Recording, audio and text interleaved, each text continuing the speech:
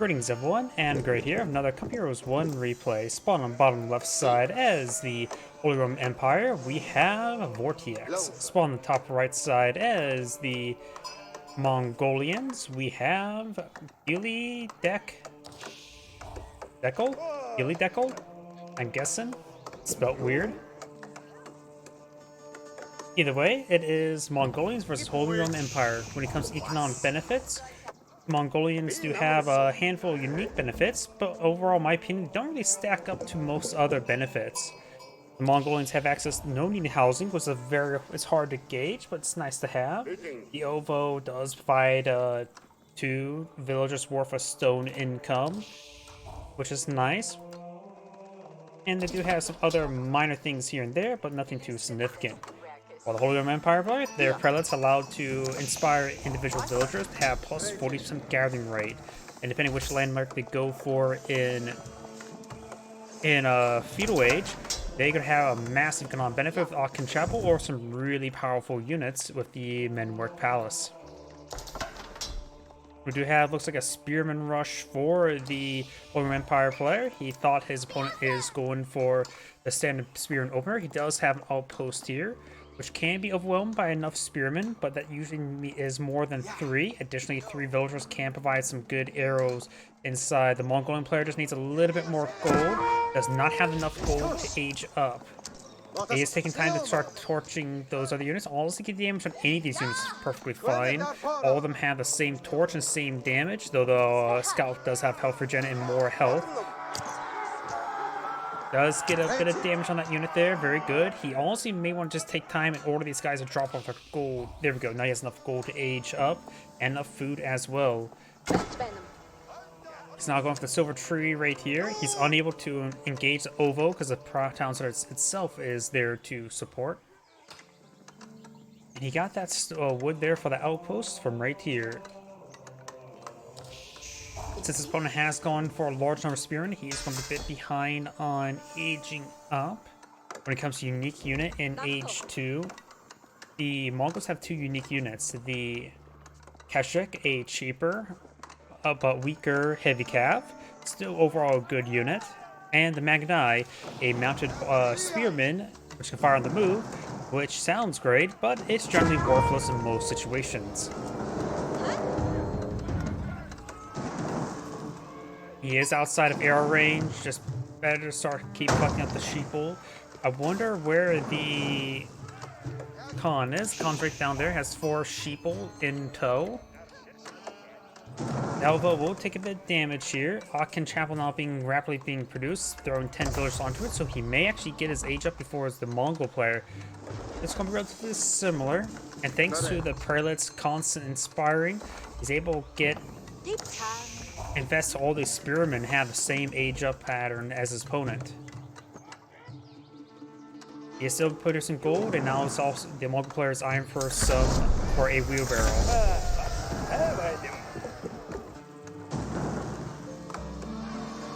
He's taking time to repair up the OVO with 1 villager. He is taking time to collect a mass amount of wood now. He needs a structure. It's going for archer range. It is in the radius of the OVO, which will allow him to pull out some archers. Times 2 archers, or maybe even times 2 Magadai. Magadai are actually okay in incredibly small numbers, only to hit villagers. That's their only usage, is to hit villagers. In which they do have a competing role with the VortiX, and it honestly can be a bit difficult to hit villagers sometimes because damage output is not that great. They have a good rate of fire, but compared to VortiX, their damage output's not that great.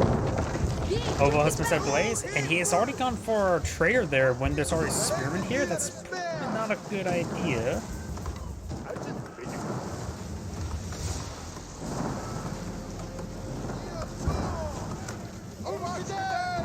We got a pair of archers there. Archers are, of course, the counter spearmen. He will save the OVO. And getting a bit of damage on the withdrawal there. The silver tree is now packing up, make his way to this corner, and we'll be eyeing for a max out trade. When it comes to trade, we've got trees here and here. It will likely the path be weaving around. He may want to actually either collect this tree deposit before collecting this tree deposit, just to make it more straighter route. Additionally, we've got also these trees here, so it may be actually worth it to go put the tree, silver tree here rather than here. Archers not being pursued. Does get some damage on the... what's it called? On the archers. We've got quite a bit of gold being collected on up. He's going for a large number of archers. We've got 8 archers now in the field. 4 archers pushing way forward in the center, trying to hit some villagers. Some exposed ones there by the wood deposit. I forgot to mention the Holy Empire unique units. They only have 1 unique unit in this age, and that is the early man-at-arms. The early man-at-arms is honestly one of the best units in the entire game. Because at this age, there's not many direct counters to them, and what direct counters are to them, all that some civilizations have as heavy caps, such as Keshik, can easily be countered by mixing some spearmen on with them. Khan now is seeing some stabs here. The Khan, like a Magadai, can shoot while moving. Maybe a good idea to use the arrow now. Regni's Cathedral now being deployed now. Fast Castle. Up archers right here, but they get hit by the town center. He does spot the Rigni's Cathedral. And the silver tree is really a double-edged sword. It costs, just round up a little bit, up to 100 resources per trader. And at this max distance, they do not provide the value of 2 villagers, just about 1.5 villagers, which is good, but it's expensive investment. Additionally, the Khan has Mongols have no real way to keep their trade permanently secure.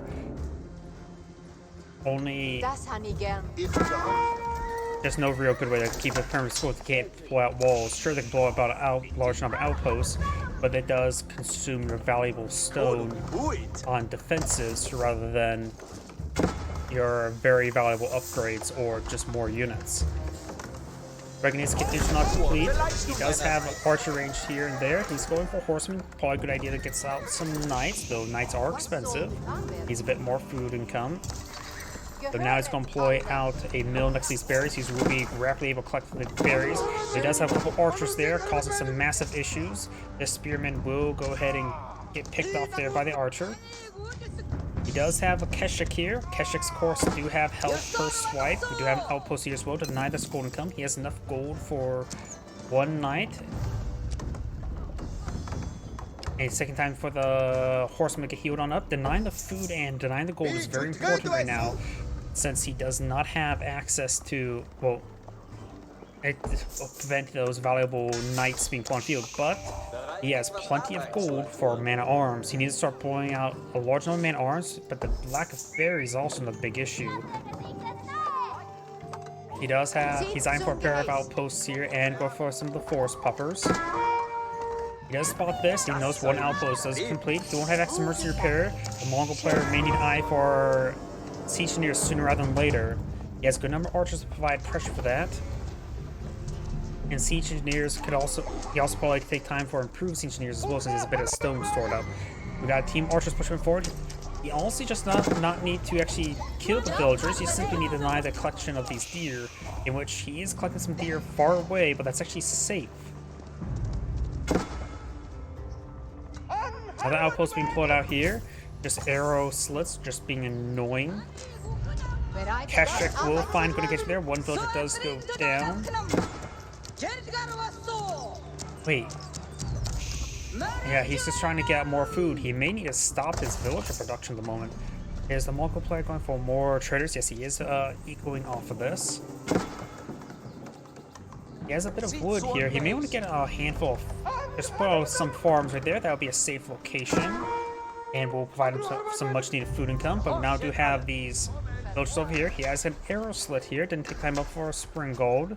Doesn't have a stone for a spring gold. And thanks to the inside relic, it does do decent damage there. 14 damage. And the extra arrows. Do extra arrows do bonus damage as well with the relic inside? More arrow slits. I don't see siege engineers. And now got a knight. This knight's going to pose a massive threat. So Keshiks can reasonably fight at this age, but they're still regular Keshiks versus knights, which are each higher quality. Horsemen advancing on forward. Now got the Gullyd3ck3l being blown on the field. The Gullyd3ck3l is a landmark that provides an AoE heal and damage benefit to all nearby units. including siege units. I find the prototype best used as defensive placement or as a siege camp. A good place to set up your siege works. And of course, always good for choke point maps. Does use the speed arrow there. Horseman does go down. Knights being pursued. Archers and Keshiks advancing forward get that damage there. Away from the town center. Additional housing has been put on field. These villagers could try to get inside these outposts, which will get a large number of arrows firing. And the Keshik doesn't have any armor research, so the arrows will do quite a bit of damage there. That Keshik does go down. Now both players advance the Castle Age. The Holy Empire player has 5 military units on the field, including his scout and a pair of prelates, so he has 2 knights naturality and 2 more knights on the way. Whereas the Mongols, mostly archer and does have a good number of Keshiks, more Keshiks on the way. Now he's trying to transition to crossbows since he knows he's fighting against knights. Does good. Archers just being pursued. If he's able to keep them alive, you can do something cheeky and put like your archers and spearmen left over and put them according to the map and start get siege engineers and start streaming in battering rams along the flanks. Mongolian battering rams are nice because they also can give you raid bounties. Now going for the battering Keshik research. You may want to go for an improved arrow because the defense arrow is an incredibly powerful arrow, getting +2/+2 armor. Great at making all your units resist all sorts of damage. And the whistling arrow improves the duration to 10 seconds. The improved whistling arrow improves it to 12 seconds. And honestly, that makes a massive difference. 12 seconds of any of these arrow effects is incredibly powerful. I don't think Mongol players go for that enough. We do now have a relic inside both these outposts now. Catches makes way forward. The relics will provide some good, decent damage increases and does improve the villager arrows as well. Now got the knights. He knows his opponent has gone for trade, and now he's going to engage the trade. He has a single crossbowman here, but that can be engaged. He's going to just take time to pick it off, as well as more traders. Very good. Another outpost here, trying to collect up more of the deer. Outpost here still denying gold. In fact, the Holy Empire player only has gold income from the relics at the moment. And thanks to Regn's Cathedral, he has a decent amount of gold income. He has currently 2 relics claimed and 1 more on the way. Does use the defense arrow there. Granted, versus knights, the defense arrow's not that great because the base damage is very high. Keshiks are here now in good numbers. 5 traders in the field, so we've got level 1 Silk Road. Giving, was it plus 10% food? Yes, food, then wood, then gold, if I remember correctly.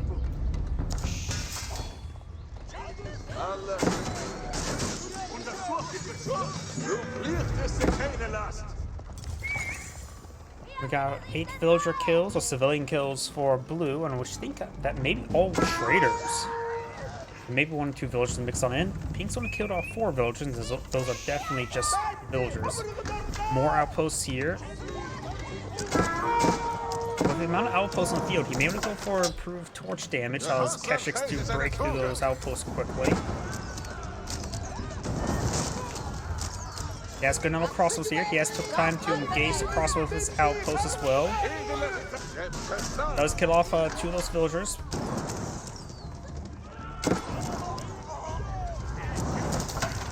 It looks like all the crossbows go down. That outpost does get torched. Take a quick look at OVO research. He appears to have gotten none of it.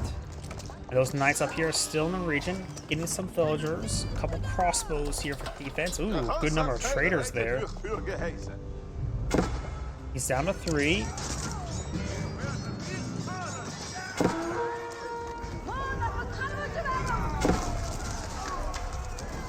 So unengaged, Keshik's here in good numbers, able to overwhelm the spearmen. More villagers here. Those are not archers, which in either case won't be useful. Keshik's trying to fall him back. This area seems still pretty easy pickings to me. The knights are trying to find more traders. They will find more traders. He may just want to stop that. Actually, a good amount of gold right here as well. This would be a good spot to maybe put a second town center or just a good amount of outposts here. Put 3 outposts here, then you could put 15 villagers on those gold deposits.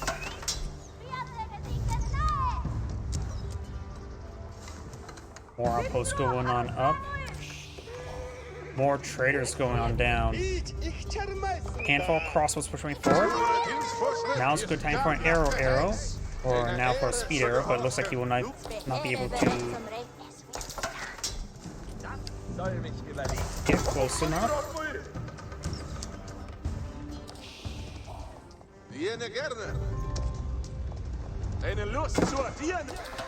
And that knight does go down.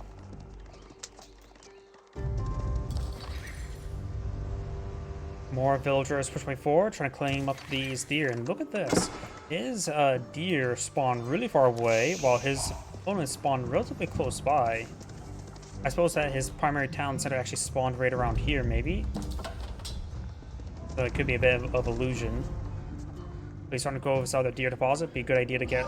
Yep, does get at least one outpost. There's 13 villages there. Maybe warrant for 2, maybe even 3 outposts, just to be safe.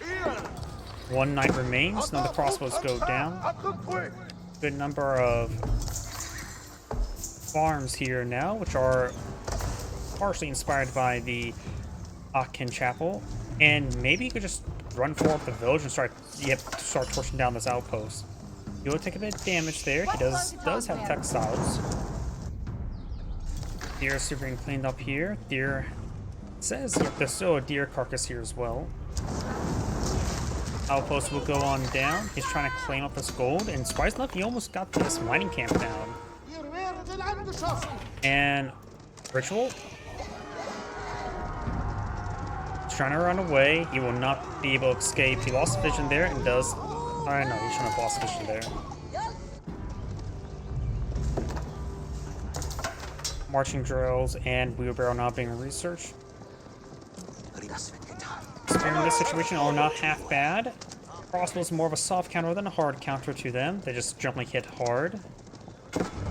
But they would be a good item nonetheless to hit those Keshiks. Local doggo demands head pats. And now got the Gullyd3ck3l advanced on forward. Most of the Mongol players eyeing to close out the game. He's going for the superior mobility. He also may need to go for, does he have siege engineers or improved siege engineers? Has neither. Oh wait, there's no over in this region, is there? Either way, he doesn't have either. Siege engineers would be great against the infantry composition of the spearmen. Oh, and 2 wolves ate the prelate.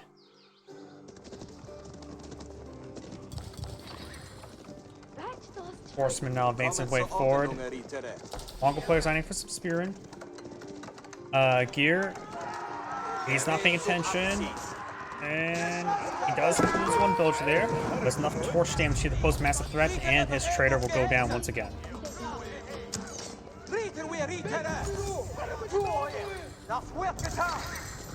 So it's going to take time to start pushing his way forward. One's being upgraded with fortified outpost, the other one's being upgraded with spring gold.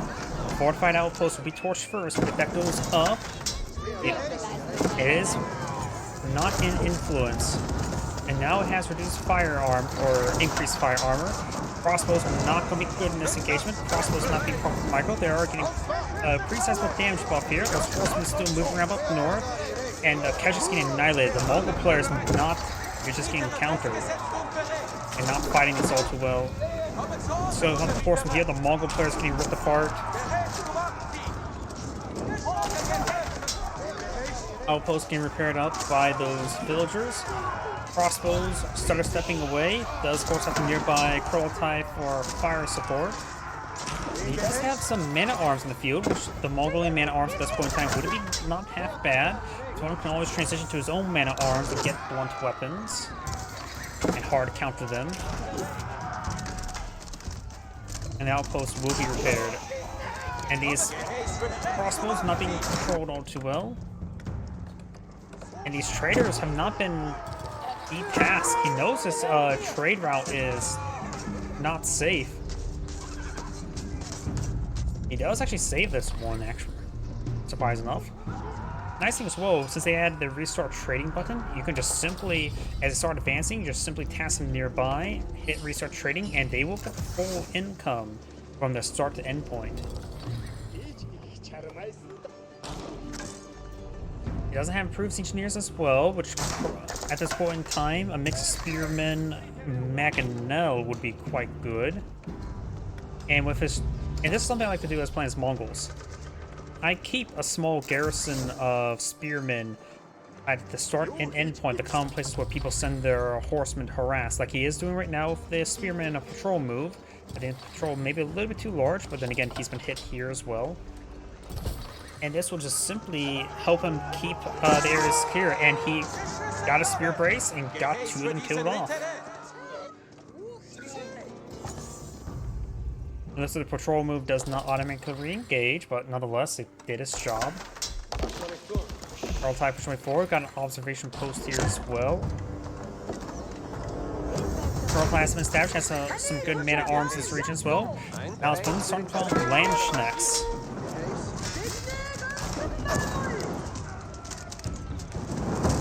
These units are getting hit hard by these 2 outposts.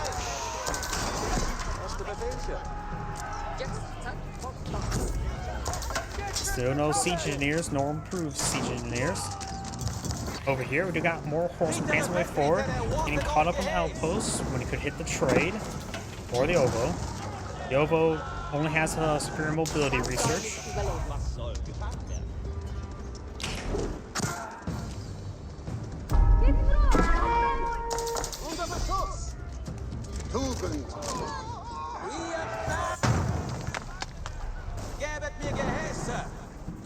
Another group of horsemen here.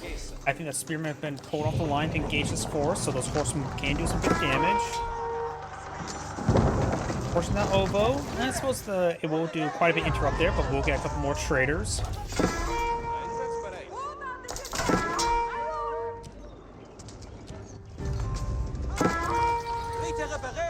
Villagers have gotten inside the outpost. Horsemen get hit by that bolt. Crossbows advance over here. It's just, and now it's going for military academies, not improved military academies. I still believe the fact that he doesn't have siege engineers is a bit of a problem. He needs some batter rams. He can get quite a bit of money back with raid bounties if he gets with those batter rams as well. Additionally, his opponent's production just still maintaining pretty good. He has only 4 man-arms. Most of this is a crossbow force, and all this army would love to hit crossbows. Trying to go for mobility arrow, but without the whistling arrows, it's only a short duration there. He needs to take those man-at-arms and just simply order them to attack and move back. Now just getting annihilated by non-armored units. Start bringing some archers mixed on in. Very good. They're not better than archers, however.